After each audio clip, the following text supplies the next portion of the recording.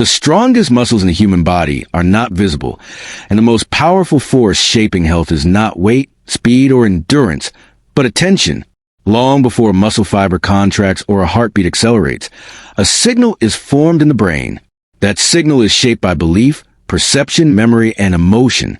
Every movement you make, every posture you hold, every breath you take begins as a mental event. This is not philosophy alone. It is physiology. The nervous system is a master regulator, quietly orchestrating how the body responds to stress, effort, recovery, and even healing. When the mind is fragmented, overwhelmed, or constantly reactive, the body follows that same pattern. When the mind is trained, steady, and resilient, the body begins to reflect that order with strength, balance, and efficiency. Before a single muscle fiber shortens, before bones act as levers, before breath deepens or posture straightens, something quieter and far more influential takes place. A thought forms, an intention stabilizes, attention narrows, and the brain decides what matters in that moment. This decision is not abstract or symbolic. It is electrical and chemical, measurable in impulses traveling across neural networks that have been shaped by years of experience, belief, fear, confidence, and repetition. The body does not move first and then ask the mind for permission. The body waits. It listens. It responds to instructions that originate in the nervous system, which itself is constantly being shaped by the quality of thought and awareness directing it.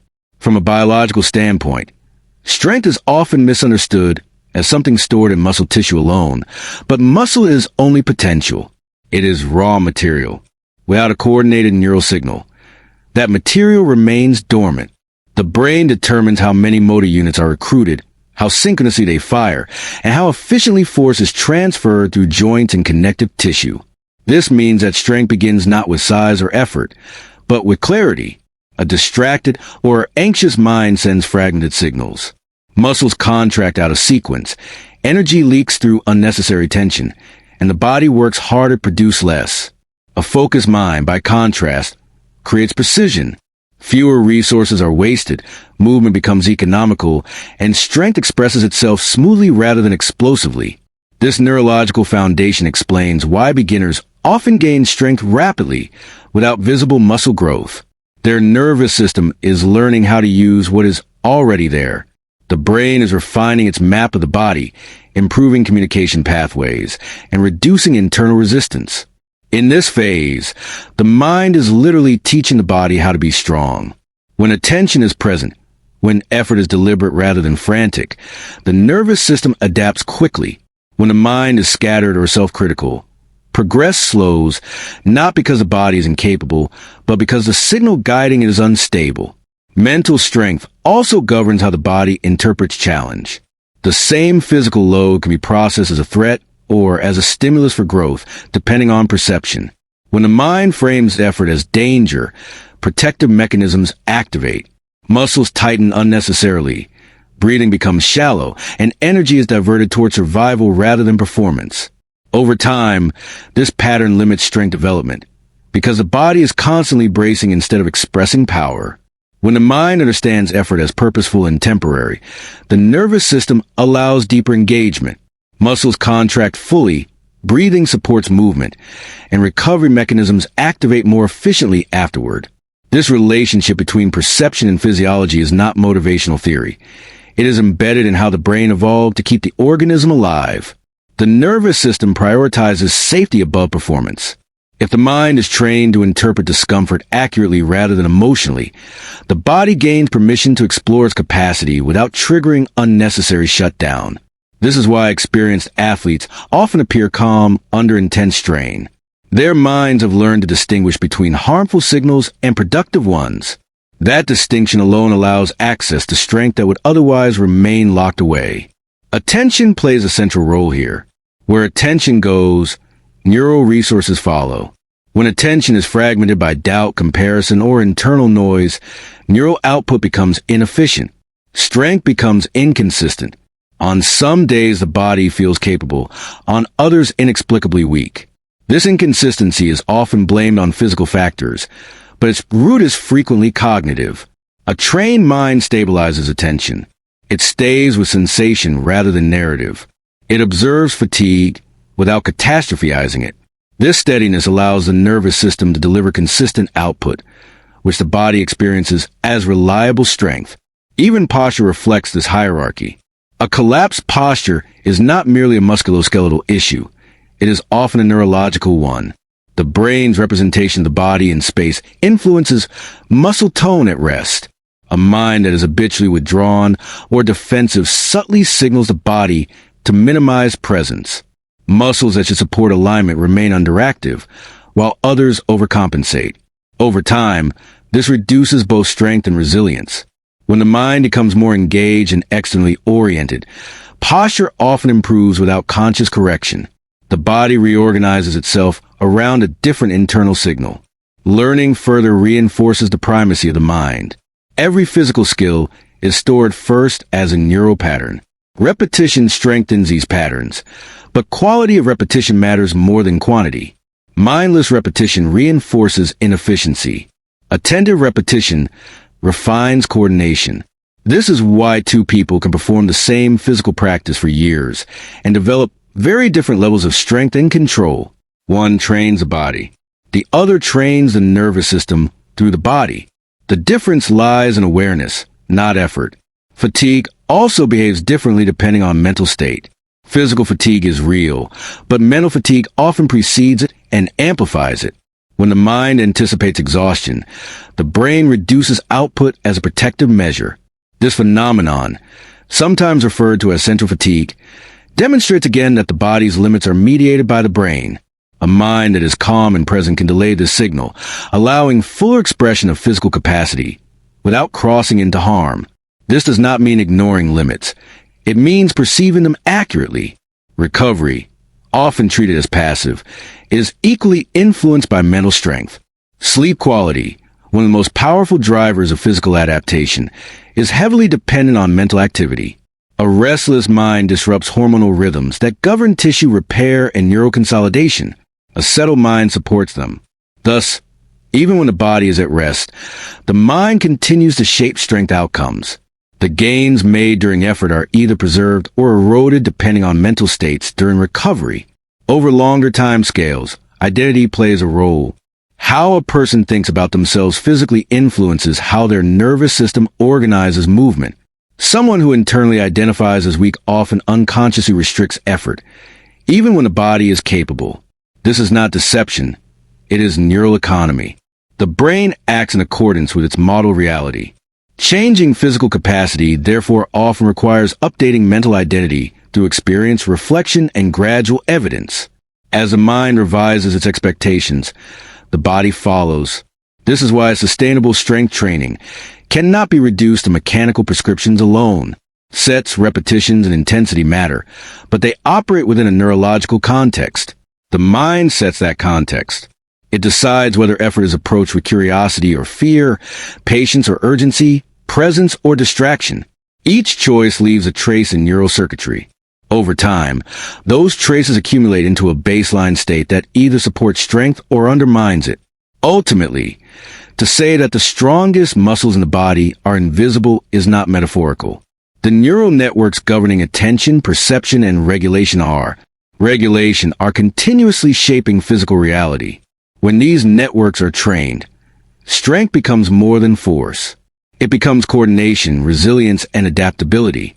The body stops being something to conquer and becomes something to express, guided by a mind that understands its role not as a tyrant, but as an intelligent conductor shaping movement before it ever appears, before weight is lifted, before motion is visible, before strength becomes something others can see. Strength is often measured by what the eye can see, the thickness of limb, the definition of muscle, the outward signs of physical power. Yet beneath every visible contraction lies a silent architecture that determines how much force is actually produced. The nervous system does not simply activate muscles. It organizes them. It decides which fibers participate, in what sequence, at what intensity, and for how long. Two bodies with similar muscle mass can demonstrate radically different strength levels because the efficiency of their neural control is different. This difference is not accidental. It is shaped by learning, attention, emotional state, and the history of how the body has been used. At the most basic level, Movement begins in the motor cortex, where intention is translated into neural commands. These commands travel through the spinal cord and peripheral nerves, reaching motor units within muscles. A motor unit consists of a motor neuron and the muscle fibers it controls. Strength is not simply about activating more muscle fibers. It is about activating the right ones at the right time. The nervous system learns this timing through experience. Early in training, many muscles fire simultaneously and inefficiently, creating tension without proportionate force. As neural coordination improves, unnecessary co-contraction diminishes, and force output increases even without changes in muscle size. This coordination is what gives the impression of effortless strength. When movement is neurologically refined, joints remain stable, force travels cleanly through the body, and energy loss is minimized. The nervous system becomes a skilled organizer rather than a blunt activator. This is why experienced lifters, athletes, and even manual laborers often display strength that appears calm and controlled rather than strained. Their nervous systems have learned how to sequence muscle activation in a way that respects biomechanics and reduces internal friction. Synchronization is another crucial factor. When motor units fire in a coordinated rhythm, force summates efficiently. When firing is scattered, strength leaks away. The nervous system can train itself toward synchronization through repeated, focused exposure to load and movement patterns. Mental engagement accelerates this process. When attention is present, the brain updates its internal models more effectively. When attention is absent, repetition still occurs, but adaptation is slower and often less precise. Strength, therefore, is not only built in muscle tissue, but encoded in neural timing. The nervous system also determines how quickly force can be produced. Rate of force development, the ability to generate strength rapidly, is largely neurological. This is why explosive movements feel so different from slow, controlled ones even when using similar muscle groups. The brain must overcome inhibitory mechanisms designed to prevent injury. These mechanisms are not fixed. They are adjustable based on perceived safety and confidence. When the mind trusts the body and the movement pattern, the nervous system allows higher levels of output. When trust is absent, inhibition increases and strength expression is capped. Fear and uncertainty play a significant role here. The nervous system is highly sensitive to emotional cues. If a movement feels unfamiliar or threatening, protective reflexes reduce force production. Muscles may feel weak not because they lack capacity, but because the nervous system is limiting output to preserve safety. This explains why strength often increases rapidly once technique improves and confidence grows. The body has not suddenly changed. The nervous system has relaxed its restraints. Postural muscles offer another illustration. These muscles are not typically trained for maximum force, yet they operate continuously to maintain alignment and balance. Their effectiveness depends almost entirely on neural regulation. When posture collapses under fatigue or stress, it is often because the nervous system has shifted priorities, not because the muscles themselves have failed. A nervous system under chronic stress reallocates resources toward perceived threats, reducing support for fine motor control and postural stability. Over time, this compromises strength by altering joint mechanics and increasing compensatory tension. Breathing further demonstrates the nervous system's influence. Breathing patterns are both voluntary and automatic, bridging conscious and unconscious control. Efficient breathing stabilizes the spine, optimizes oxygen delivery, and supports force production. Disrupted breathing, often driven by anxiety or distraction, undermines strength even in trained individuals. When the nervous system is calm, breathing naturally synchronizes with movement, enhancing stability and power. When it is agitated, breathing becomes shallow or erratic, reducing force and increasing fatigue. Learning new movements highlights how central the nervous system is to strength development. Early attempts often feel awkward and weak, even with light loads. This is not due to insufficient muscle, but to incomplete neural mapping. The brain has not yet learned how to coordinate the required muscles efficiently. With practice, the movement becomes smoother, and strength seems to appear almost spontaneously. What has changed is not muscle tissue, but neural confidence and clarity. Age-related changes in strength further support this perspective. Muscle mass does decline with age, but loss of neural drive often precedes and exceeds tissue loss. Reduced physical activity leads to decreased neural stimulation, which weakens communication pathways. When older individuals engage in strength training, significant gains often occur quickly, again highlighting that dormant neural capacity can be reawakened. The nervous system remains plastic far longer than commonly assumed. Recovery and adaptation are also neurologically mediated. After intense effort, the nervous system requires time to recalibrate. Overtraining is as much a neural condition as a muscular one. Symptoms such as poor coordination, reduced motivation, and inconsistent strength often appear before muscle soreness or injury. These are signals that the nervous system is overstressed. When training respects neural recovery through adequate rest, sleep, and mental decompression, strength becomes more consistent and sustainable. Even intention shapes output. Studies and practical observation alike show that purposeful, focused effort produces greater force than distracted effort. This is not mystical. Intention increases cortical activation and improves signal clarity. The nervous system commits more fully to the task. When intention is weak or divided, output diminishes. Strength follows attention, not ego. Ultimately, the nervous system is a translator between mind and muscle. It converts thought into force, perception into movement, and emotion into tension or release. To develop true strength, one must train this system with the same respect given to muscle tissue. This means valuing precision over chaos, awareness over aggression, and recovery as much as effort. When the nervous system learns to organize the body efficiently, strength becomes not only greater but safer, more reliable, and more adaptable across different tasks and environments, expressing itself as a quiet competence that feels integrated rather than forced. Stress is often spoken about as if it were an external force that attacks the body, something imposed by circumstances, workload, conflict, or uncertainty. Yet biologically, stress does not exist outside perception. The body does not respond to events themselves, but to the meaning the mind assigns to those events. Two people can face the same situation, the same physical demand, the same pressure, and exhibit entirely different physiological responses. One body mobilizes energy efficiently and returns to balance. The other enters prolonged tension, exhaustion, and gradual breakdown. The difference is not willpower or toughness in the common sense, but interpretation, because interpretation is what activates the stress response in the nervous system and endocrine system. When the mind perceives a situation as threatening, the brain initiates a cascade designed for short-term survival. Stress hormones such as cortisol and adrenaline are released to mobilize glucose, increase heart rate, sharpen attention, and temporarily suppress non-essential functions like digestion and immune activity. In acute situations, this response is protective and necessary.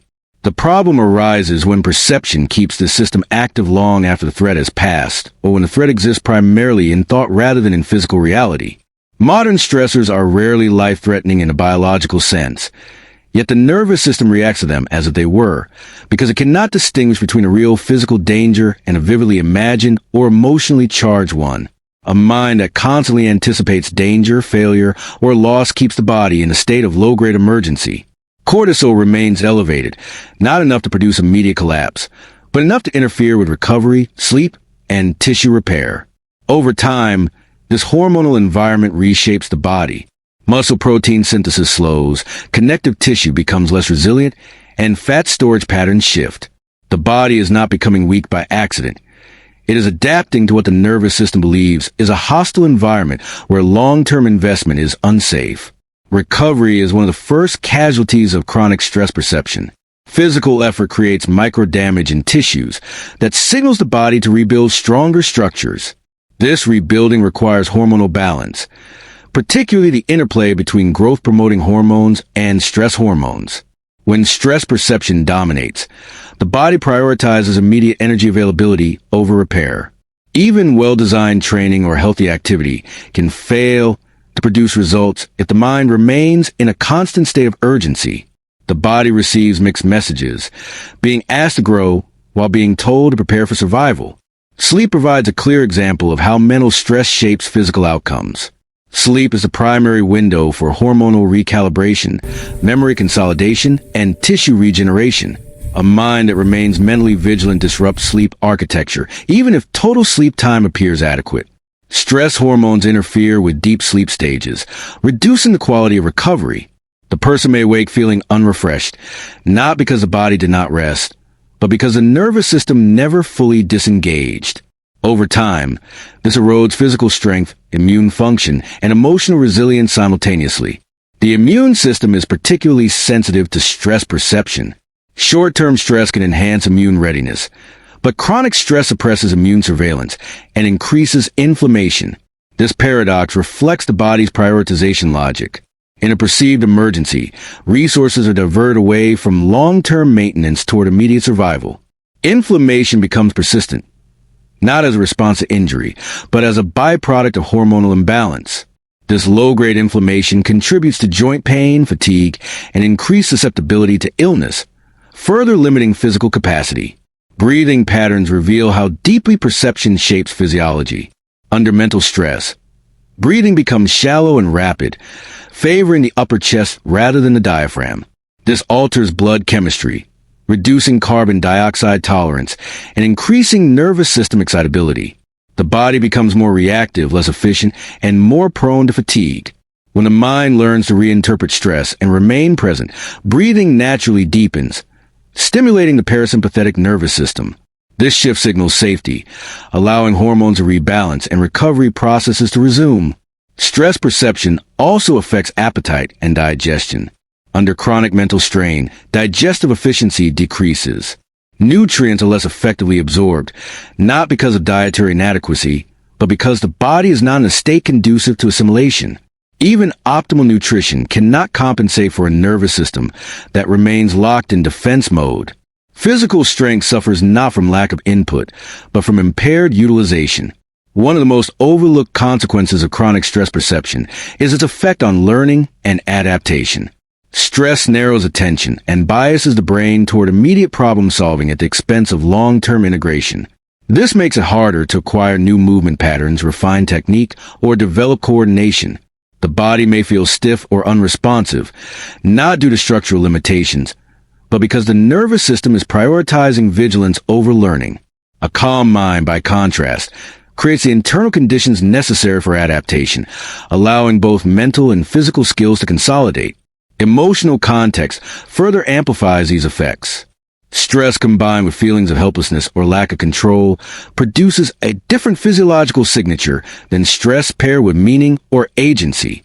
When the mind perceives stress as purposeful, temporary, and within one's capacity to manage, hormonal responses are more contained and recovery is faster.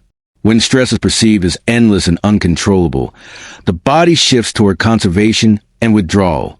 Strength diminishes because the organism is preparing for endurance under hardship rather than growth.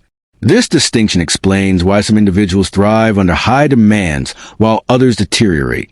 It is not the volume of stress that matters most, but the narrative surrounding it. The mind story about effort, pressure, and challenge directly shapes endocrine output. Changing that story is not positive thinking. It is physiological recalibration. When the mind learns to contextualize stress accurately, the body regains its ability to cycle between effort and recovery. Over time, habitual stress perception becomes identity. The nervous system learns what to expect and adjusts baseline hormone levels accordingly. This creates a self-reinforcing loop where the body feels tired and tense, reinforcing belief that rest is unsafe or undeserved. Breaking this loop requires not force but awareness. When the mind begins to notice stress responses without immediately reacting to them, the nervous system receives new information. Safety becomes possible again, and with it, repair and strength. Long-term physical health depends on this balance more than on any single behavior. Exercise, nutrition, and sleep are filtered through the stress response. If perception remains distorted, these inputs yield diminished returns. When perception becomes clearer and calmer, the same behaviors produce disproportionate benefits.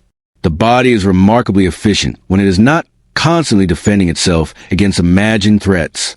Ultimately, the mind is not merely a passenger during stress, but the architect of the stress response itself. by learning to interpret signals accurately, by distinguishing challenge from danger, and by allowing periods of true disengagement. The mind reshapes hormonal rhythms that govern recovery, immunity, and strength. In doing so, it transforms stress from a force that erodes a body into a stimulus that sharpens it, allowing physical health to emerge not from avoidance of pressure, but from intelligent engagement with it. Pain is commonly treated as a direct and unquestionable signal from the body, a simple message that something is damaged and must be avoided. Yet biologically, pain is not a raw sensation transmitted unchanged from tissue to consciousness. Pain is an interpretation constructed by the brain. Nerves carry information about temperature, pressure, chemical change, and mechanical stress, but none of these signals are pain by themselves. Pain emerges only after the brain evaluates these inputs, compares them with memory, context, expectation, and emotional state, and decides how much protection is required in that moment. This is why pain can vary dramatically even when tissue damage is identical, and why pain can persist long after tissues have healed. From an evolutionary standpoint, pain exists to guide behavior, not provide an accurate report of structural damage. Its primary role is to encourage caution, rest, or withdrawal when the brain believes continued activity could threaten survival. This protective function explains why pain is heavily influenced by fear, uncertainty, and lack of understanding. When the brain is unsure about what a sensation means, it often amplifies pain to err on the side of safety. In contrast, when the brain understands a sensation and recognizes it as non-threatening, pain can diminish even if the physical input remains unchanged. This mechanism becomes clear when observing how pain behaves in different contexts. Athletes may sustain injuries during competition without feeling pain until after the event, when attention and emotional engagement shift. Conversely, minor sensations can feel overwhelming when the mind is anxious or hyper-focused on the body. The difference lies not in the tissues, but in the brain's assessment of threat. Pain is not a measure of damage. It is a measure of perceived danger. Understanding this distinction is critical for healing, because fear-driven pain often leads to avoidance. When movement is avoided for long periods, tissues weaken, joints stiffen, and neural pathways associated with movement degrade. The body becomes less resilient, which ironically increases the likelihood of pain. This creates a feedback loop where fear of pain generates behaviors that reinforce pain. The original injury may have healed, but the brain continues to signal danger based on learned associations rather than current reality. A calm and informed mind can interrupt this loop.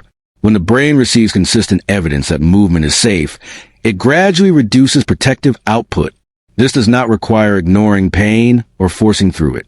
It requires understanding what pain represents and responding with curiosity rather than alarm. Slow, controlled exposure to movement teaches the nervous system that the environment is not as threatening as previously believed. Over time, pain decreases not because the body was coerced, but because the brain updated its predictions. Expectation plays a powerful role in this process. If a person expects pain, the brain primes itself to detect and amplify sensations.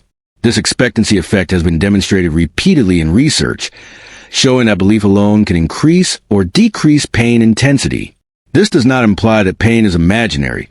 It means that belief alters neural processing. The brain is constantly predicting what will happen next, and those predictions shape perception.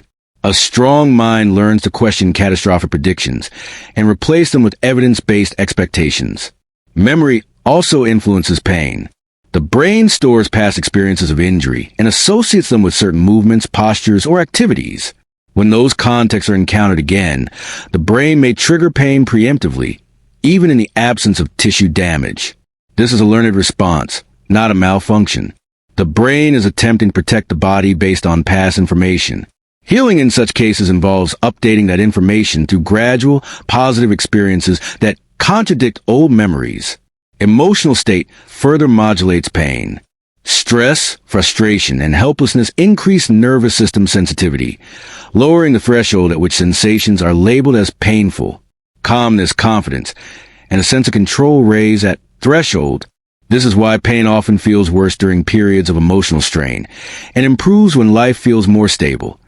Even if physical conditions remain unchanged, the brain integrates emotional context into its assessment of threat, adjusting pain output accordingly. This integration extends to social context as well. Feeling supported, understood, and safe reduces pain perception, while isolation and invalidation increase it. The nervous system evolved in social environments, where safety was often communal. A strong mind recognizes the legitimacy of pain without becoming consumed by it, allowing space for both physical and emotional factors to be addressed simultaneously. Healing, therefore, is not merely a mechanical process of tissue repair. It is a learning process for the nervous system. The brain must learn that the body is capable again, that movement is safe again, that sensation does not always equal danger. This learning requires patience and consistency. Aggressive approaches that ignore pain often reinforce fear when setbacks occur, while overly cautious approaches reinforce avoidance. Balance emerges from understanding, not force. Neuroplasticity makes this balance possible. The brain is continuously reorganizing itself based on experience. Pain pathways that have been reinforced through fear and avoidance can weaken when new patterns of calm movement and accurate interpretation are introduced. This does not happen overnight, but it does happen reliably when the mind remains engaged rather than reactive. Each safe movement sends a message to the nervous system that protection can be reduced. The language used internally also matters. A mind that interprets pain as damage tends to escalate protective responses. A mind that interprets pain as information remains flexible. This shift in interpretation changes muscle tone, breathing, and movement quality in subtle but powerful ways. Tension decreases, coordination improves, and the body regains options.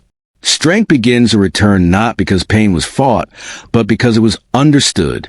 Importantly, this perspective does not deny the reality of injury or the need for medical care when appropriate.